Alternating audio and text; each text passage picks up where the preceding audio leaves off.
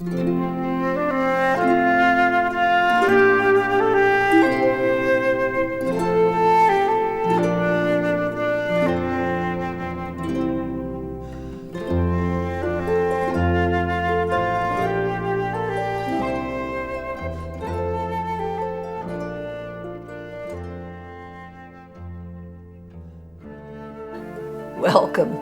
We're glad you're here. I want to talk today about what happened to ancestral women. We need only look at how invading Russian soldiers are brutalizing European residents to understand why our forebears built fortresses. In this short clip, we want to share with you some of our findings about displacements caused by invasions, and what measures Celtic Europe has taken to protect itself when under attack, and how we can learn from that. Why do we need to think about displacements and sanctuaries? It's because the divide and conquer tactics that have been used so consistently over the past 2,000 years are still in effect today. The distinction between invader and resident still turns on the treatment of women. Europe is a story of constant upheavals. Genetic studies are helping us to see how people either stay, flee, or come back to homelands. The world's made up of immigrants, and, as in my case, often people within 1 or 2 generations have had to escape. What places have offered sanctuary in times of danger? Let's consider 3 different cases with 3 different answers at 3 different times. And again, all 3 directly relate to the present invasion of Ukraine. That's why it's instructive to see the threads of continuity. The most recent case is my grandparents having to flee their Slovenian homeland. The second concerns a 15th century figure loved by all, Joan of Arc. The third is a prehistoric case some 2,000 years ago, before our common era. Pitting people against each other was part of the Roman imperial divide and conquer tactics that have been used by successive invaders throughout time.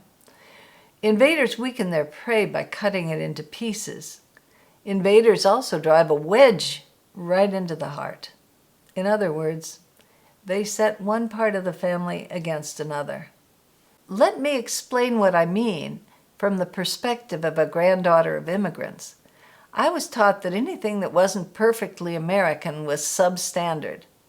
My grandparents had little education, were foreign, and spoke broken English. There's one glaring flaw with that psychological game of discrediting immigrants, though. How in the world did the grandchildren of my grandparents become scientists, engineers, and lawyers in just 2 generations?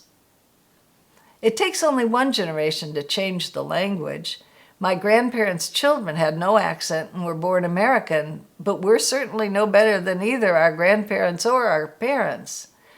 Our grandparents were the ones who crossed the seas and continents with only the clothes on their backs so that we can have the lives we lead today in the U.S. It's only by imagining our grandparents' lives that we see how accomplished and dedicated they were. In that way, we also see the dangers that forced them to flee their homeland, and we see the parallels with conquerors' methods in Ukraine.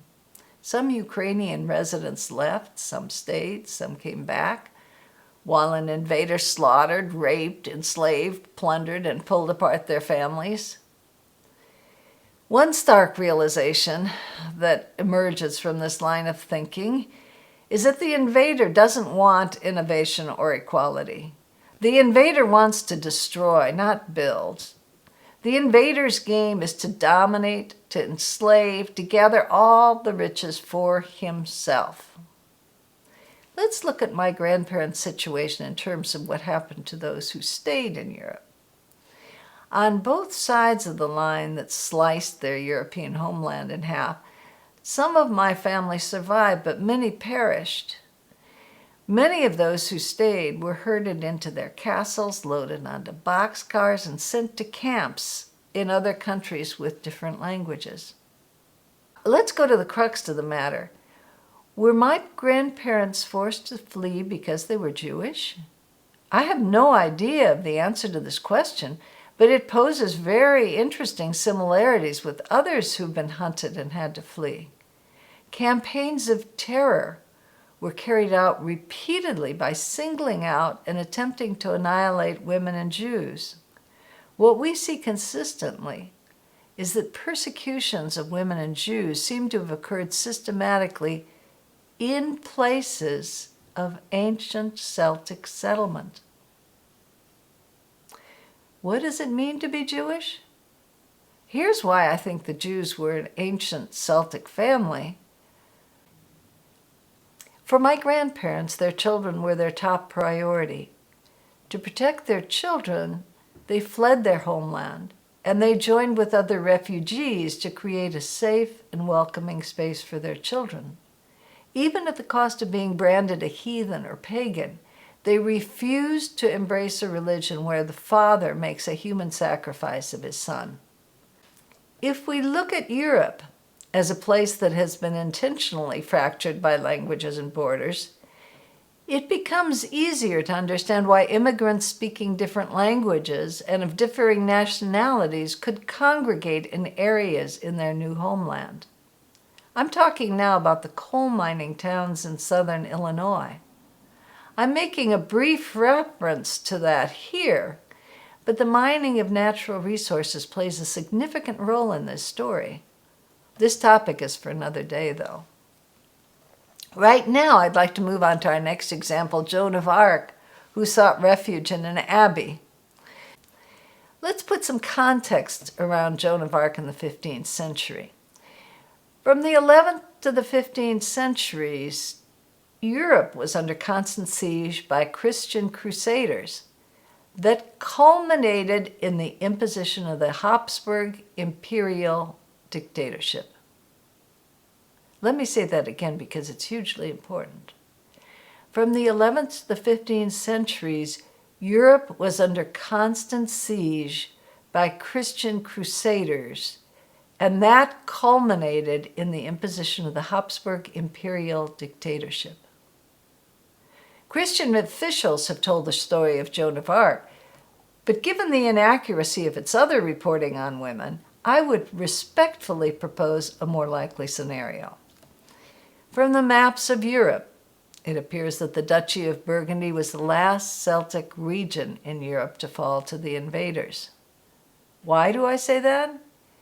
It's because of the huge fortifications in Belgium, and these fortifications are so characteristically Celtic in layout, location, and construction. In the 15th century, Belgium served as administrative headquarters for the dukes and duchesses of Burgundy. Marie of Burgundy was the last Duchess of Burgundy.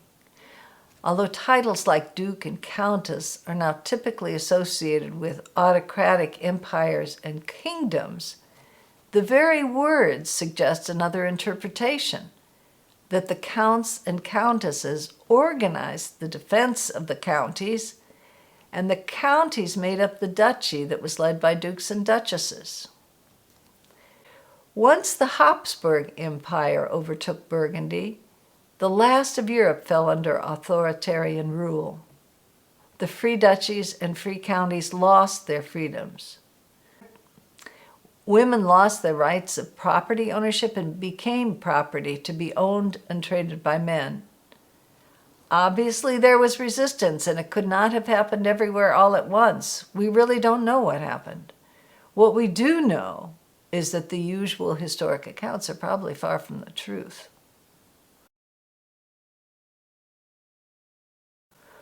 From her attire and the way she's celebrated, it's likely that Joan of Arc was a warrior who defended against this overtaking by the Habsburg Empire. Regardless of how detailed accounts to the contrary might be, I suspect that the Habsburg takeover looked much like Putin's invasion of Ukraine. Slaughter, rape, enslavement, setting buildings on fire, destroying water supplies and supply lines, and giving terrifying accounts whether or not they were based in fact.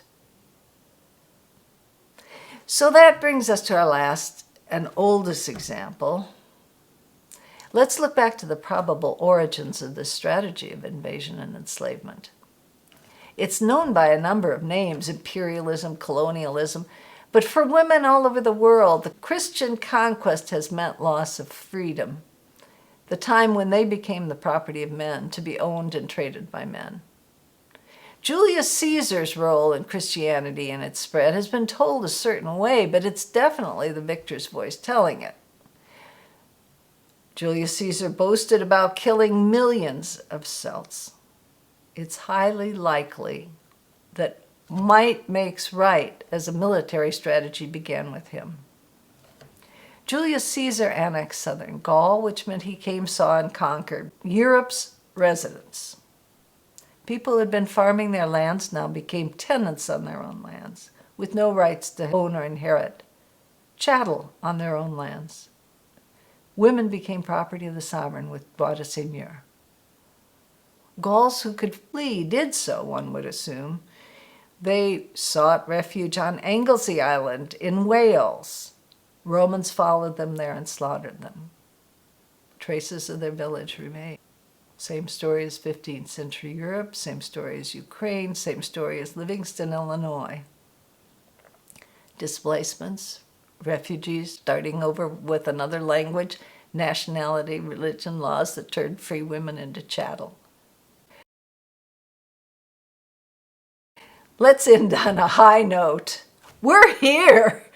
The stories may vary, but those of us breathing now owe a huge debt of gratitude to those who have gone before, in whatever way they managed to do it, to ensure our survival, no matter how many generations ago. They did it. They did it. Let's be as effective as our grandparents and our distant ancestors were. Let's protect our women so that together we can all protect our children. Let's honor our heroes and their accomplishments, both men and women. And let's hold to account our invaders and those who would steal our freedoms. Inclusivity means enrichment for all. Thank you so much. Thanks, and we'll see you the next time.